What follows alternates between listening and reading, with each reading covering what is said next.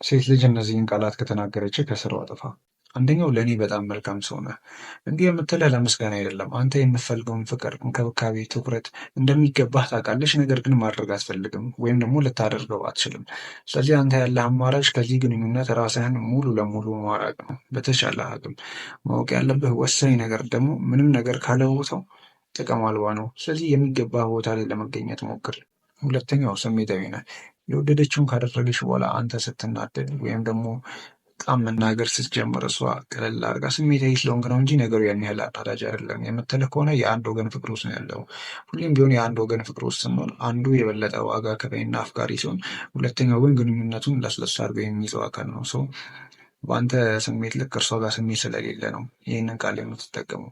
በተቻለ አቅም ራስህን አጠንክረህ ከዛ ግንኙነት ለመውጣት ሞክር። ሶስተኛው የፍቅር ጓደኛ ለመያዝ ዝግጁ አይደለሁም የምትልህ ከሆነ ሙሉ ለሙሉ ከእርሷ ብትርቅ የተሻለ ነው። ምክንያቱም ጉዳዩ የዝግጁነት ብቻ አይደለም የፍላጎትም ጭምር ነው። ለአንተ ፍላጎት ቢኖራት እመነኝ ዛሬ ነገ ሳትል ታደርገው ነበረ።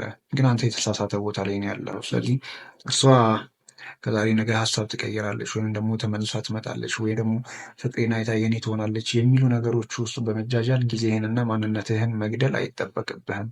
በቀጥታ ከዛ ግንኙነት መውጣትና ሌላ የሚገባ ቦታ ለመገኘት መሞከር ነው። አራተኛው ሁሉም ያንተ ጥፋት ነው። ለተፈጠረው ችግር በአጠቃላይ በግንኙነታችሁ አንተ ብቻ ሁሌም ተጠያቂ የምትሆን ከሆነ ራሷን ማለትም ከዛ ነገሮች የምታገላቸው ከሆነ ምንም ጥያቄ የለውም ከአንተ ለመራቅ አንድ ሁለት እያለች ነው። ስህተት ብቻ እየፈለገች ስለሆነ ነው። አምስተኛው ልጎዳ አልፈልግም። እንዲህ አይነት ቃል የተናገረች ሴት በህይወት ካለች እንደውም አንተ ይቅርታ ጠይቀህ ነው ከህይወቷ መውጣት ያለብህ። ምንም አይነት ፍላጎት እንደሌላት በግልጽ እየነገረች ነው። ነገር ግን አንተ መረዳት ስላልቻልክ ነው። ስሜቶቿና ድርጊቶቿን ማንበብ ከቻልክ በቂ ነገሮች አሉ ከእርሷ ለመራቅ። አድርገው